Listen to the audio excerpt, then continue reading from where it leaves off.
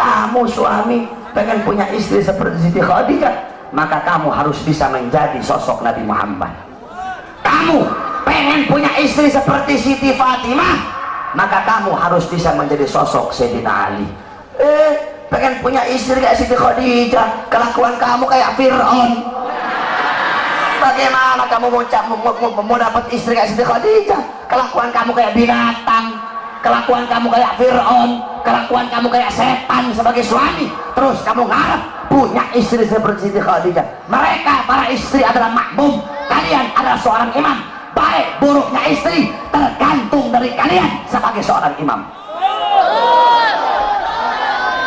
Ya ibu-ibu ya. Jadi bagus rusaknya anak tergantung dari seorang istri. Bagus rusaknya istri tergantung dari seorang suami. Makanya kalian didik istri-istri kalian. Kenapa saya ngomong istri-istri? Sebab dalam Islam boleh 2, 3, 4. Makanya saya ngomong istri-istri. Jangan mengharamkan sesuatu yang dihalalkan oleh Allah Subhanahu wa taala. Nah, terus apa namanya tadi? Jadilah kalian seorang suami yang memberi makan anak istri kalian dengan makanan yang halal, makanan yang baik, nafkah yang halal, nafkah yang baik. Jangan asal-asalan kalau ngasih makan anak istri itu. Jangan kasih makan anak istri kalian dari barang haram, dari nafkah yang haram, dari hasil nipu orang, dari hasil judi, dari hasil mencuri, dari hasil riba. Akhirnya tidak ada berkah bagi anak dan istri kalian. Jangan heran kenapa istri kalian melotot di hadapan kalian, kenapa istri kalian membantah perintah kalian, kenapa istri kalian caci maki kalian, kenapa anak-anak kalian jauh dari Allah, anak-anak kalian jauh dari agama.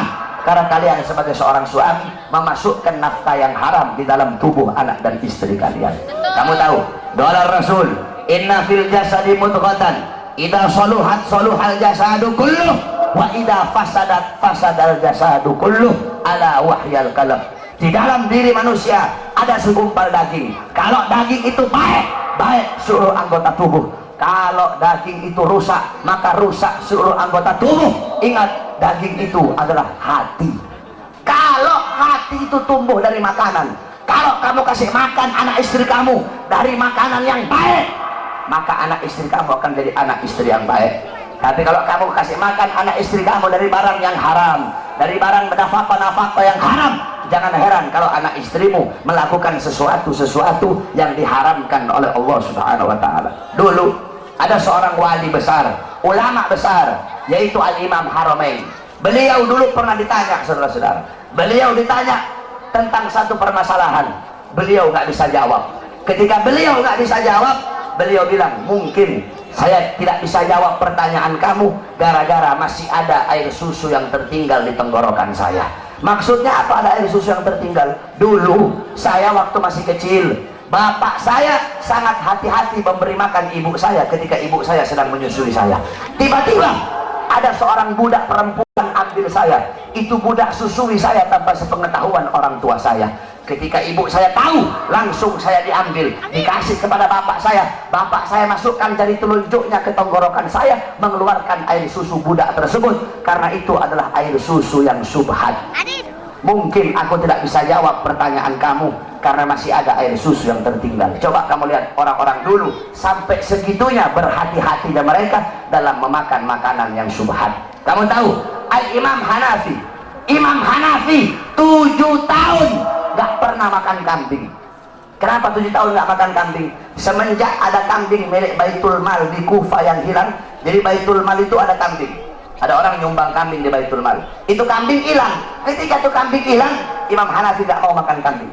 Kenapa? Takut kalau beliau makan kambing, ternyata kambing yang dimakan adalah kambing milik Baitul Mal di Kufah yang hilang tersebut. Beliau nanya sama tukang kambing, biasanya kambing itu usianya berapa tahun?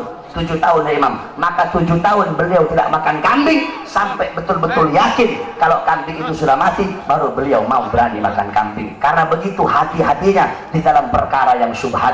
Al-Imam Nawawi, beliau nggak mau makan apel. Kenapa nggak mau makan apel? Karena apel di daerah beliau ditanam di lahan-lahan, di tanah-tanah milik pejabat. Kemudian Al-Imam Syirazi yang ngarang kitab Muhaddab, beliau tidak mau makan sayuran yang berasal dari Damaskus. Kenapa? Karena sayuran yang berasal dari Damaskus itu ditanam di tanah-tanah milik pejabat, makanan syubhat. Mereka menjaga. Kenapa? Karena kalau hati udah masuk makanan haram, hati tumbuh dari makanan yang syubhat, tumbuh dari makanan yang haram, maka hati itu akan mendorong seluruh bagian tubuh untuk melakukan hal-hal yang diharamkan oleh Allah. Oleh karena itu, wasiat saya bagi kalian para suami, beri makan anak istri kalian dari sesuatu yang halal, rizki yang halal, nafkah yang halal. Itulah baiti jannati, itulah rumahku sorgaku. Jadi ingat, rumahku sorgaku bukan rumah yang mewah, bukan rumah yang megah, bukan suami yang cantik, bukan suami yang kaya, bukan istri yang cantik, bukan anak-anak yang pintar dalam urusan dunia. Baiti jannati, rumahku sorgaku, suami yang taat patuh tunduk kepada Allah Subhanahu wa ta'ala. Kan enak kamu kalau dapat istri, istrinya subuh udah bangun duluan, nanti dibangunin, ayo salat bareng, jadi imamnya saya, ya enak, adem. Kamu pulang capek-capek, istri kamu sambut dengan senyuman. Bang Koid, mau kopi atau mau teh Bang Koid? Kan enak. Bang Entis mau kopi atau mau teh Bang Entis? Bang Entis bilang, mau nikah lagi Neng. Itu kopi masih panas dilempar ke mukanya Entis. Entis keok. Takut istri begini mau kawin lagi ya. Mudah-mudahan rumah tangga semua jamaah yang ada di sini jadi rumah tangga sakinah, mawaddah, warahmah. Rumah tangganya Nabi Muhammad SAW, amin. Rumah tangganya jadi rumah tangga Nabi Muhammad. Insya Allah anak-anak kalian jadi anak-anak yang soleh dan solehah, amin.